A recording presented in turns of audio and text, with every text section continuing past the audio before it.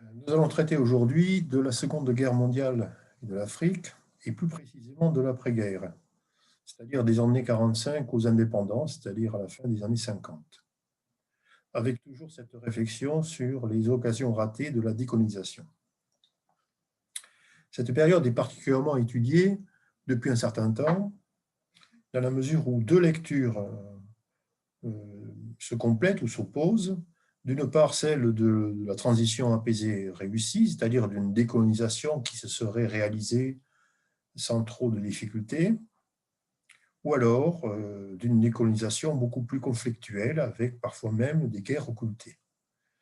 Ces nouveaux regards et débats d'historiens seront plutôt abordés durant la seconde séance.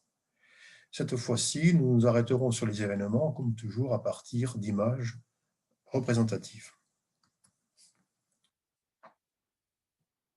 La décolonisation est donc à l'ordre du jour de l'après-guerre, et plus précisément à l'ordre du jour de la conférence de San Francisco du 26 juin 1945. C'est l'article 73, conférence qui va bien sûr, qui annonce la création de l'ONU. Si on regarde bien cette déclaration, elle ne ressemble pas à la déclaration de la Charte de l'Atlantique ou à des discours qui ont succédé.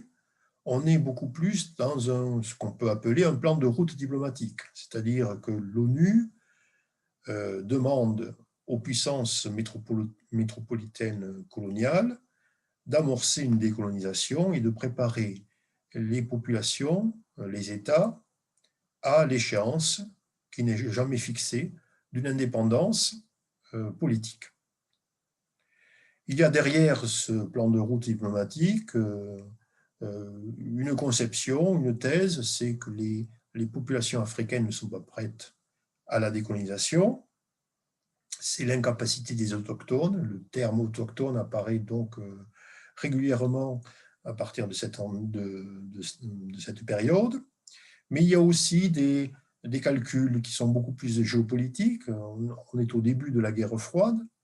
Et donc, effectivement, l'Asie et l'Afrique, mais surtout l'Asie est une terre d'enjeux géopolitiques entre les deux superpuissances américaines et soviétiques. Et enfin, il y a des questions qui sont plus précises concernant le rôle de l'ONU, dans la mesure où certains territoires coloniaux sont d'anciens territoires sous mandat SDN, donc sous tutelle de l'ONU, et donc la décolonisation dans ce cas, c'est une opération qui n'est pas binaire entre métropole et colonie, mais entre métropole, colonie et organisation internationale. C'est le cas, par exemple, du Togo, du Cameroun, de la Tanzanie, du Burundi ou du Rwanda. 15 ans plus tard, ce projet a apparemment réussi. On est dans une transition qui est achevée. Si on regarde la carte de l'Afrique, des indépendances africaines, on voit bien que la majorité de l'empire colonial français et la grande majorité de l'empire colonial britannique ont donné naissance, à partir de leur territoire administratif, à des États et des nations. On fait plus précisément à des États, peut-être même à des nations. Avec quelques exceptions notoires, bien sûr l'empire portugais, qui échappe à cette chronologie, mais aussi certaines parties de l'empire britannique, l'Union sud-africaine en particulier. Cette décolonisation se fait, on pourrait dire, décalée par rapport à la décolonisation asiatique, mais décalée par rapport aussi à la guerre froide, ce qui est un élément, on pourrait dire, qui participe à cette négociation réussie ou cette transition apaisée. Les grands conflits géopolitiques entre les deux blocs sont des conflits essentiellement asiatiques. Ils ne sont pas africains. Ou ils sont à la limite, aux limites du Moyen-Orient africain. Donc on pourrait dire que cette décolonisation, même si elle est marquée par les événements internationaux, même si elle est marquée par les rivalités internationales, reste un petit peu à l'écart de cette bipolarisation qui, effectivement, est un élément de conflit militaire ouvert en Asie. Autre élément positif de cette décolonisation, dite apaisée, c'est l'influence du non-alignement. Alors, l'Afrique n'a pas tellement participé à la conférence de Bandung, qui est avant tout une opération, on pourrait dire essentiellement asiatique. Le Moyen-Orient a participé. Certains pays africains d'Afrique noire, l'Éthiopie, le Libéria et le Ghana, mais le Ghana, nous verrons pourquoi, ont participé à la conférence de Bandung, qui est un élément, on pourrait dire, de stabilisation de la vie politique, dans la mesure où les non-alignés refusent automatiquement de rentrer dans le jeu des deux superpuissances, c'est-à-dire officiellement de pencher vers une des deux parties, ce qui est un élément, on pourrait dire, de conflit potentiel. Voyons maintenant comment cette décolonisation s'est faite. Alors, plus précisément dans l'Empire colonial français, puis dans l'Empire colonial britannique.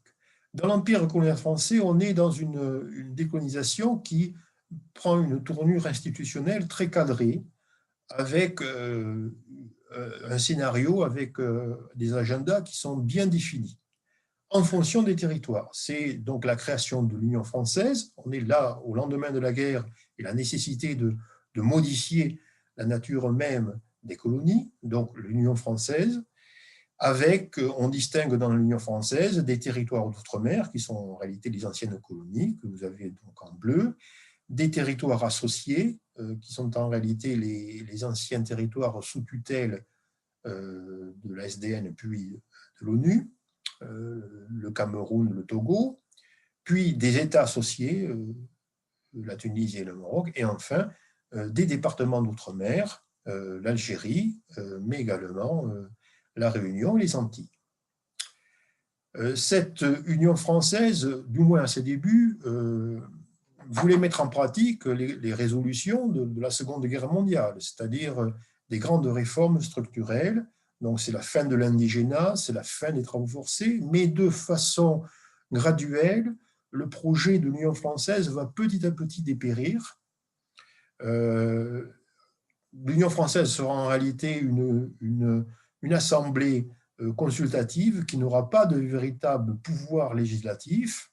Et de façon pratique, les élections vont très rapidement évoluer vers le double collège électoral, où on distingue les Français qui résident dans les colonies et les populations autochtones, double collège électoral qui remet en cause, on pourrait dire, le principe de l'égalité et de la citoyenneté, tel qu'il a, principe qui avait été avancé, bien sûr, durant la Seconde Guerre mondiale. Alors, l'Union française apparaît avant tout, et nous verrons que c'est également la même chose pour le Commonwealth, comme une opération, on pourrait dire, de redéfinition du contrôle colonial sur les territoires, avec des éléments qui sont importants, la géopolitique et le pouvoir régalien de la métropole, et aussi le contrôle économique au travers du contrôle de la monnaie. Donc, vous avez là l'apparition de la monnaie qui est l'ancêtre du franc CFA, qui est la monnaie de l'Union française. Du côté britannique, on est dans le même procédé, sauf qu'il est beaucoup plus nuancé, beaucoup plus pragmatique. Tout dépend des situations locales et régionales, voire sous-continentales. L'idée est peut-être plus libérale que du côté français, l'idée étant qu'il faut passer de l'administration indirecte à un gouvernement responsable et enfin à l'autogouvernement, c'est-à-dire à l'indépendance. Qu'est-ce qui explique cette ouverture de la décolonisation britannique? Eh bien, essentiellement l'expérience de l'Inde. Les Britanniques ont fait en premier l'expérience de perdre leur principale colonie. Et comme l'expérience indienne est l'élément déterminant dans la colonisation britannique, la référence essentielle, dominante, la perte de l'Inde a favorisé une prise de conscience de la nécessité d'accompagner la décolonisation pour bien sûr mieux la contrôler ou du moins pour conserver un maximum d'intérêt. Donc les raisons géopolitiques interviennent également, mais c'est une orientation pragmatique qui fait que quand on regarde les indépendances africaines du côté de l'Empire britannique, on a des dégradés, alors c'est des dégradés de couleur, mais effectivement, les Britanniques, que ce soit au Soudan, en Érythrée, en Somalie, c'est dans les années 50, c'est aussi dans les années 50 le Gold Coast, c'est-à-dire la Côte d'Or, le futur Ghana. Puis, au début des années 60, c'est le Nigeria, l'Afrique orientale, avec un élément qui est important, c'est que cette décolonisation n'est pas en œuvre dans la partie australe. Autant dans l'Union sud-africaine que dans la Rhodésie, on fait ce qui va devenir la Rhodésie.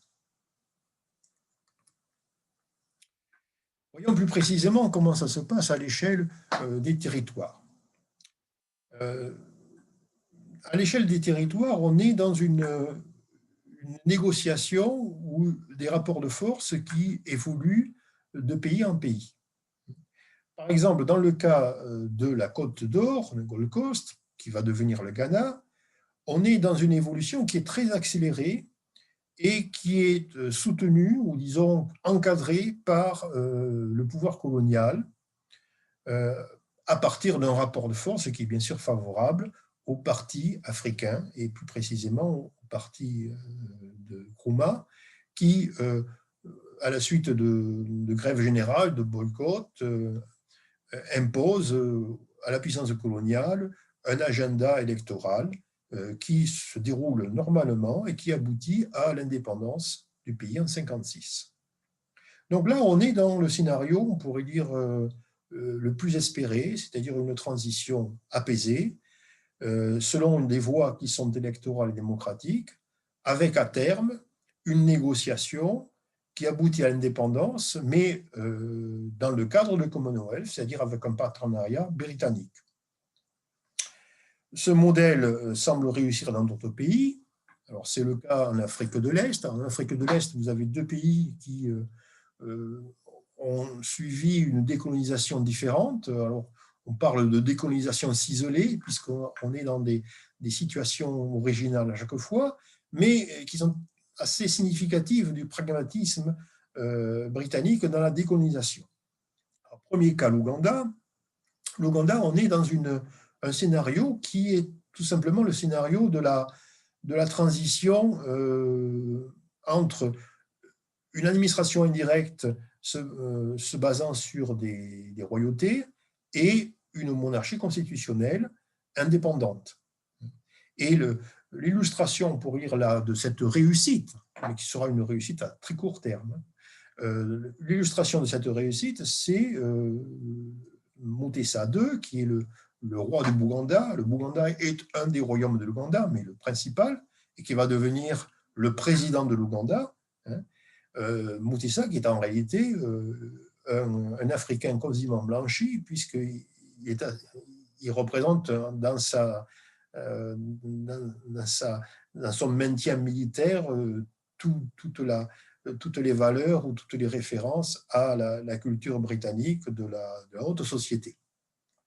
Donc là, en Ouganda, on est dans une décolonisation qui est maîtrisée par l'ancienne puissance coloniale, qui se désengage politiquement, mais qui reste, si ce n'est aux commandes, mais qui reste présent et qui est un partenaire économique, ce qui est essentiel puisque l'Ouganda était tout de même, comme d'ailleurs le Ghana, était des territoires très riches et indispensables pour la métropole.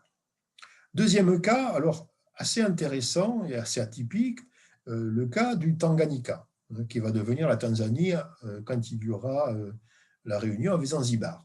Le Tanganyika, c'est un État qui est...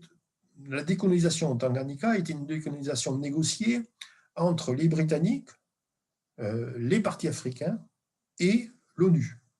On est dans ce scénario, on pourrait dire à trois, qui est un scénario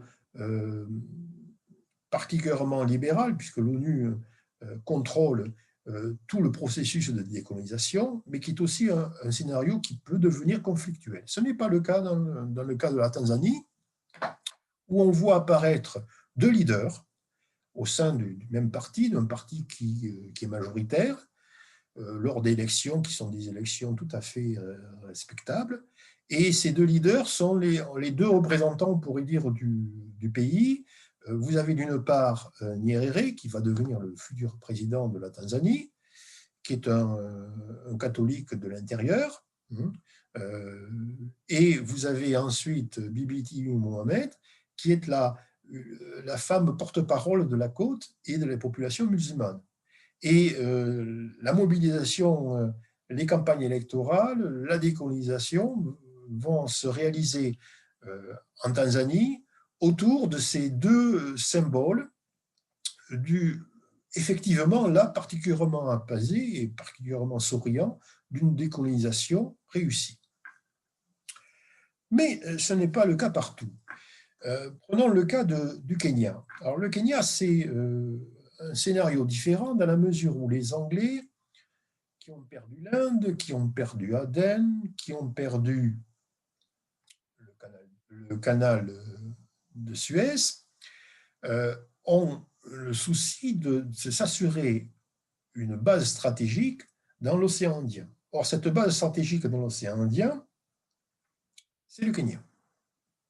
Et donc, le Kenya devient pour les Anglais un élément essentiel, d'où la nécessité de mener une décolonisation, on pourrait dire, contrôlée, non plus une décolonisation ciselée qui joue sur des alliances de circonstances.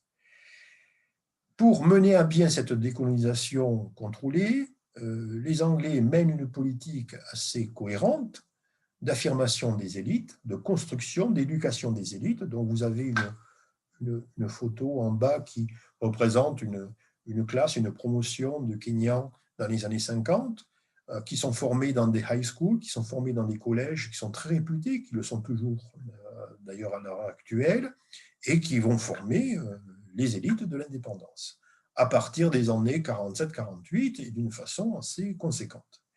Et il y a aussi, et là c'est le fait intéressant, il y a aussi à partir des années 50 la volonté de mener des réformes structurelles pour faire apparaître des classes moyennes qui seraient des éléments stabilisateurs de la société kenyane post-coloniale, de l'indépendance. Et donc, c'est le plan Sinerton qui est un plan ambitieux qui qui réalise la redistribution de terres, le développement de territoires, des aménagements routiers, donc toute une série d'opérations qu'on peut qualifier de développementalistes qui visent à former des élites, mais aussi des élites intermédiaires, des classes moyennes. Ça, c'est le premier aspect. Le second aspect, qui est aussi tout important, c'est que la Grande-Bretagne au Kenya dans les années 50 continue la politique du peuplement européen du Kenya. Et ça, c'est un autre élément, un autre versant qui, bien sûr, va devenir explosif au moment des années 60. Vous avez là une carte du Kenya en 52. Alors, le Kenya situé sur une carte de l'Afrique, mais ce qui est intéressant dans cette carte, vous avez en réalité la distinction entre trois territoires. Les territoires africains en pointillé, les territoires blancs qui sont des territoires pastoraux où l'accès à la terre n'est pas déterminant, c'est plutôt des usages, et enfin les territoires hachurés qui sont des territoires de réserve blanche. Cette carte, c'est la carte du Kenya dans les années 20, mais c'est aussi la carte du Kenya dans les années 50. C'est-à-dire que dans les années 50, en parallèle avec cette politique de développement des élites et des cadres intermédiaires, il y a le renforcement de la présence britannique au travers essentiellement du peuplement des zones généralement des hautes terres, les plus riches, du Kenya. Donc on a là un scénario qui est un petit peu différent, qui, nous le verrons, va très rapidement poser problème. Du côté français, on est dans on pourrait dire, l'illustration parfaite du scénario réussi, du moins si on s'arrête aux négociations qui valident l'indépendance des différents territoires et donc la construction des différents États, voire des différentes nations, ce qui est légèrement différent puisque les territoires coloniaux souvent ne coïncident pas avec des territoires nationaux ou des territoires ethniques cohérents. Mais du moins, si on s'en tient aux photos, c'est réussi. C'est-à-dire qu'à partir des années 60, les différents territoires coloniaux vont signer avec le pouvoir français, c'est-à-dire le gouvernement du général de Gaulle, des accords d'indépendance qui seront d'ailleurs suivis très rapidement par des accords de coopération. Là, vous avez donc une photo de la négociation entre la Fédération du Mali. La Fédération du Mali, c'est une fédération entre le territoire sénégalais et le territoire du Soudan, qui est le Mali actuel, et le gouvernement du général de Gaulle. Alors, ceci se passe d'autant mieux que, à première vue, les populations africaines ont validé ce scénario de négociation. Le référendum du 28 septembre 1958, c'est un référendum qui est favorable à la mise en place de la communauté franco-africaine. On n'est plus dans l'Union, il y a un glissement sémantique, mais qui joue un rôle important dans la mesure où la communauté est le marchepied de l'indépendance africaine, ou du moins c'est ce qui est envisagé par les électeurs africains. Ce référendum est un triomphe pour le général de Gaulle, est un triomphe pour la communauté, sauf dans le cas de Guinée où Sékou Touré s'oppose à ce projet qui était en fait de réviser le scénario de l'Union africaine en l'ouvrant beaucoup plus avec des échéances beaucoup plus courtes en ce qui concerne l'indépendance. Alors, des photos bien sûr de cette visite du général de Gaulle en Afrique, avec des bulletins, des affiches électorales qui rappellent un petit peu les affiches électorales de la Troisième République, et une photo aussi intéressante de ces foules amassées qui font un triomphe au général de Gaulle, mais qui lui rappellent bien que l'indépendance est immédiate. C'est-à-dire, on est dans, on pourrait dire, un exercice de confirmation de la décolonisation au travers d'un procédé qui est un procédé de partenariat, la communauté franco-africaine. Mais pour les populations africaines, c'est le sentiment que l'indépendance est pour demain. On n'est plus dans une échéance à moyen terme. Alors, ceci est possible pour une raison pratique, c'est que dans les années 50, il existe une élite africaine, il existe des partis africains qui d'ailleurs ont grandi dans le cadre de la 4e République. C'est pour ça qu'on parle de la pouponnière parlementaire. Ce sont des députés au Parlement français qui viennent des territoires africains, ce sont des députés, des conseillers de l'Union franco-africaine. Donc on a une classe politique qui, à partir de la libération, à partir des années 45, a participé d'une façon directe ou d'une façon indirecte à la vie politique française. N'oublions pas qu'un des signataires et un des rédacteurs de la Ve République, c'est Houphouët-Boigny. Bon. Donc il y avait là une mitoyenneté entre la classe politique française et la classe politique africaine émergente. Et donc ces négociations sont le moment, on pourrait dire, d'apogée de cette liaison qui était entrée dans les mœurs et qui était même institutionnelle et qui explique que ces hommes politiques africains, alors il y avait 3 partis politiques en Afrique, avec des dominantes selon les pays, que ces partis politiques africains, que ces hommes politiques africains qui n'étaient pas dans la rupture, d'ailleurs très peu de gens étaient dans la rupture dans les années 50, sauf quelques intellectuels, ont été favorables à un compromis dans le cadre d'une négociation qui établissait des compétences partagées entre l'ancienne métropole coloniale et les nouveaux États indépendants. Donc vous avez là 2 photos, une photo concernant la fédération, toujours pareil, la fédération du Mali et l'indépendance, où on voit Sékou Touré en premier plan, et une photo d'Houphouët-Boigny qui est acclamée au moment de l'indépendance ou des négociations d'indépendance pour la Côte d'Ivoire. Toutefois, il faut signaler qu'il y a dans cette décolonisation apaisée ou négociée selon les territoires, qu'il y a tout de même des éléments nouveaux qui apparaissent dans les années 50. Ces éléments nouveaux, c'est ce qu'on pourrait appeler la radicalisation des cadets, c'est-à-dire qu'on voit apparaître une autre élite africaine. Alors, au travers d'expériences qui sont diverses, c'est l'apparition des syndicats, l'apparition de mouvements de coopératives paysannes, l'apparition de mouvements étudiants et d'associations étudiantes, la création de nouveaux médias, de journaux, de revues. Cette radicalisation des cadets est un phénomène qui est autant qui est africain, mais qui est autant métropolitain qu'en Afrique. Pour une raison qui est tout à fait compréhensible, c'est que ces cadets sont souvent en formation dans la métropole. Or, cette nouvelle élite, certains y voient même une contre-élite, qui est en gestation dans les années 50, ce n'est pas celle qui va négocier la décolonisation. C'est celle qui va arriver à la suite. On a affaire à une génération nouvelle. Alors, illustration de cette génération nouvelle, vous avez là une manifestation, une photo d'une manifestation à Paris pour Comité de défense des libertés démocratiques en Afrique noire. Donc, on voit très bien qu'il y a une revendication démocratique devant la situation de l'Union franco-africaine qui est en réalité un pis-aller en termes institutionnels. Et donc, cette manifestation est liée à la Fédération des étudiants d'Afrique noire. Donc, on est dans une histoire qui est une histoire du mouvement syndical étudiant.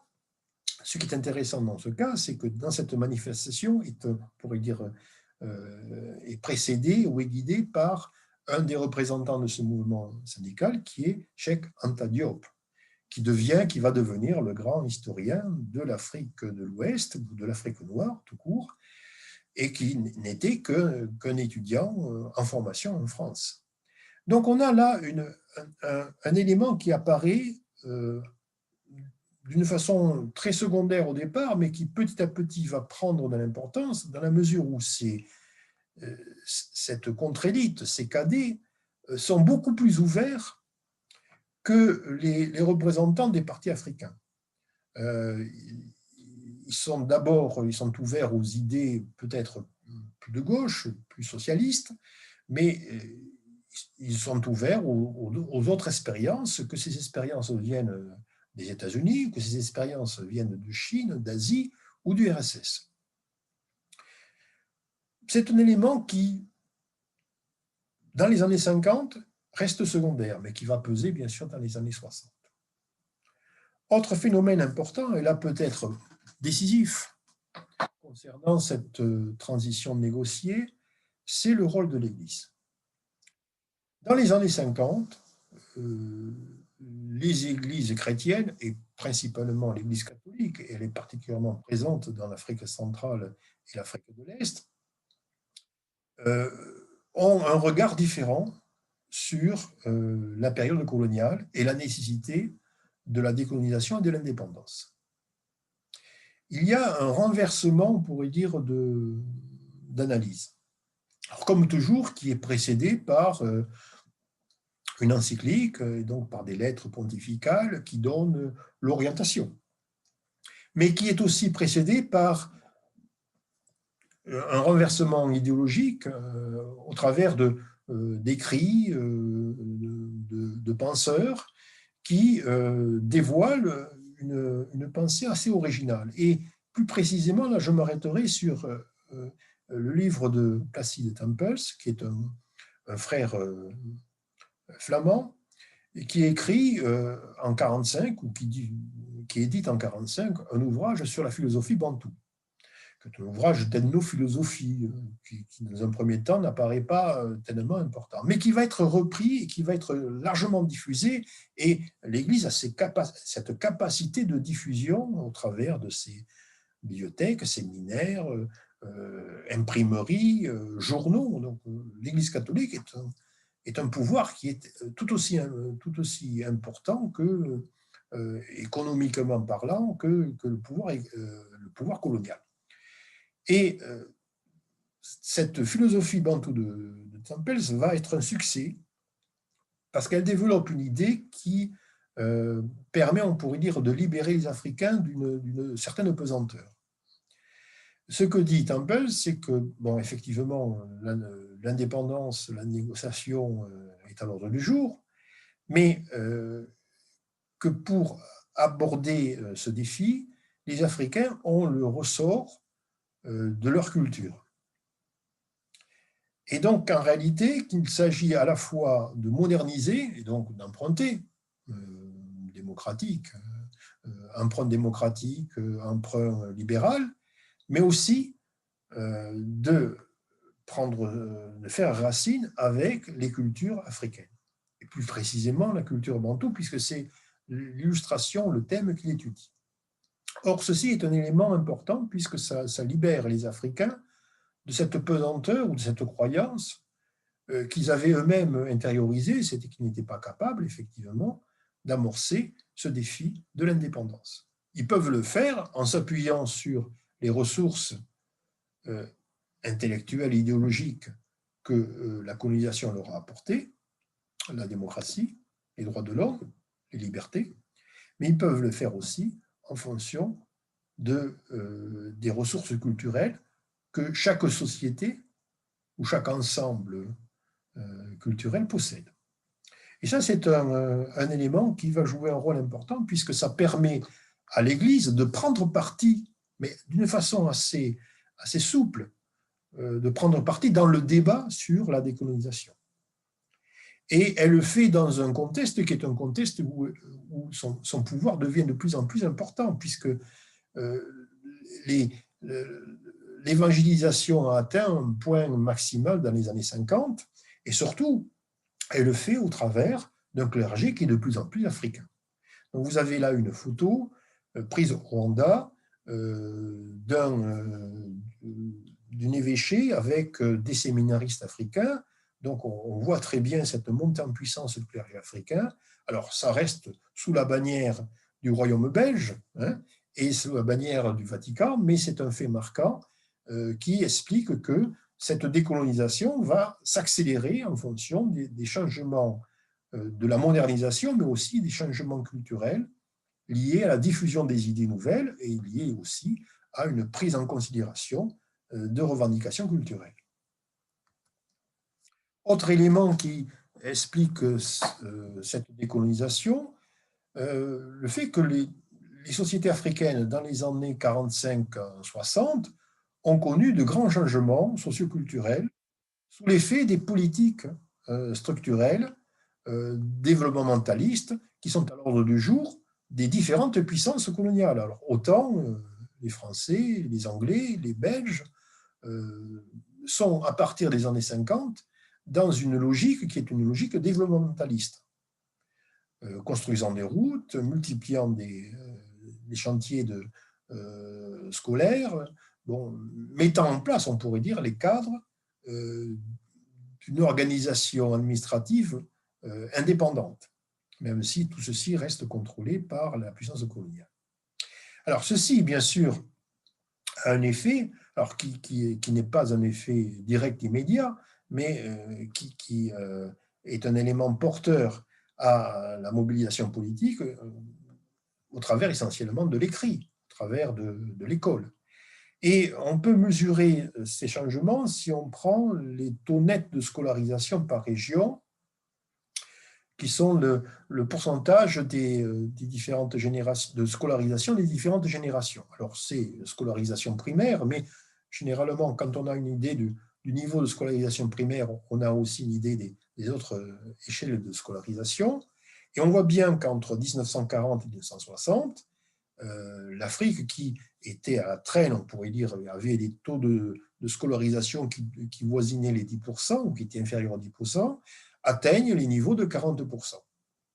Donc on a un continent qui est confronté aux défis de la décolonisation, aux enjeux de la décolonisation, mais avec des sociétés qui sont des sociétés qui évoluent très rapidement.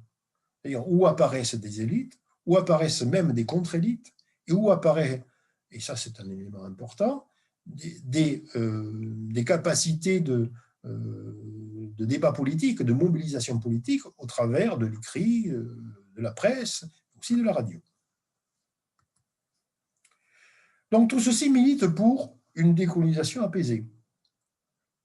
Et donc on est dans ce constat que selon les situations locales et selon les politiques coloniales, plus diversifiées dans le cas britannique que dans le cas français, on est dans un scénario qui s'est réalisé et qui a débouché au début des années 60 sur les différentes indépendances. Sauf que quand on revient à la carte de l'Afrique au moment de l'indépendance, on découvre que la situation n'est pas aussi simple. C'est-à-dire qu'il y a des espaces africains qui ne participent pas à ce processus de négociation, de décolonisation négociée ou de transition politique. Bon, c'est le cas bien sûr de l'Afrique portugaise, mais c'est le cas également d'une partie de l'Empire britannique, c'est-à-dire l'Afrique australe. On est dans une situation où aussi on découvre qu'à l'intérieur de ces scénarios dits apaisés, il y a eu énormément de conflits, voire de guerres. Donc c'est ce second versant qui est mis en évidence par les historiens depuis un certain temps, des travaux qui, effectivement, ont été menés à partir des années 70, où le recul historique et une certaine critique par rapport aux élites de l'indépendance a pu apparaître. Dans ce renouvellement de la connaissance historique, comme toujours, les travaux des historiens britanniques ont été décisifs parce que c'est peut-être, d'ailleurs, sur l'Empire français, c'est eux qui, de par leur distance, de par leur recul, ont peut-être été en premier les plus nuancés, les plus critiques. Donc, vous avez l'ouvrage très connu sur la fin de l'Empire colonial français en Afrique de l'Ouest, entre utopie et désillusion, c'est-à-dire effectivement qui montre que cette décolonisation négociée s'est faite au travers d'une négociation qui a laissé de côté une partie de la population africaine.